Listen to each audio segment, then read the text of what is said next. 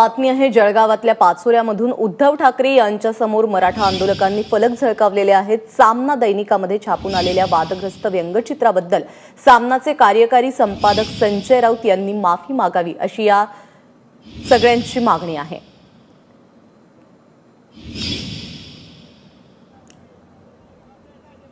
तर आज जळगावातील पाचोऱ्यामध्ये आहेत उद्धव ठाकरे आणि त्यांच्या याच कार्यक्रमाला मराठा आंदोलकांनी उपस्थिती लावलेली आहे। सागर वैद्य आपल्याबरोबर आहे। सागर, नेमकं काय झालं या कार्यक्रमामध्ये आणि ही मागणी नेमकी कोण कोण करत होतं?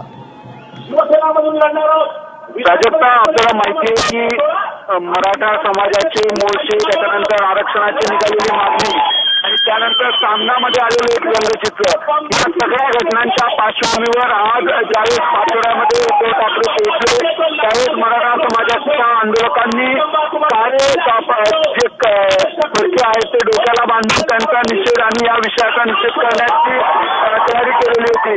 अनेक फलक हातात घेऊन हे लोक शिवाजी महाराजांच्या पुतळ्याजवळ उभे होते। यावेळी उद्धव ठाकरेंचं तिथं आगमन झालं, त्यांनी त्यांना निदर्शनं केली, फलक दाखवले आणि विशेष म्हणजे उद्धव ठाकरेंनी यावेळेस शिवछत्रपतींच्या पुतळ्याला पुष्पहार अर्पण केल्यानंतर या लोकांना हात दाखवला आणि खाली उतरल्यावर तापा सोडून उद्धव ठाकरे या लोकांकडे पायी चालत गेले, त्यांच्याशी चर्चा केली।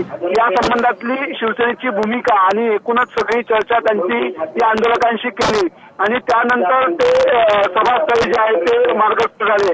त्याच्यामुळे जे काही वातावरण गेल्या काही दिवसामध्ये शिवसेनेच्या विरोधात उभं केलं जाते की शिवसेना ही मराठा आरक्षणाच्या विरोधात आहे, तर याला काहीसा छेद देण्याचा प्रयत्न, ही सगळे आरोप खोडून काढायचा प्रयत्न आज या निमित्तानं उद्धव ठाकरे यांनी केला। त्यांनी आंदोलकांशी चर्चा केली, सर्व सुरक्षा आणि ताफा सोडून ते आंदोलकांमध्ये जाऊन मिसळले, त्यांच्याशी 10 मिनिटं चर्चाही केली।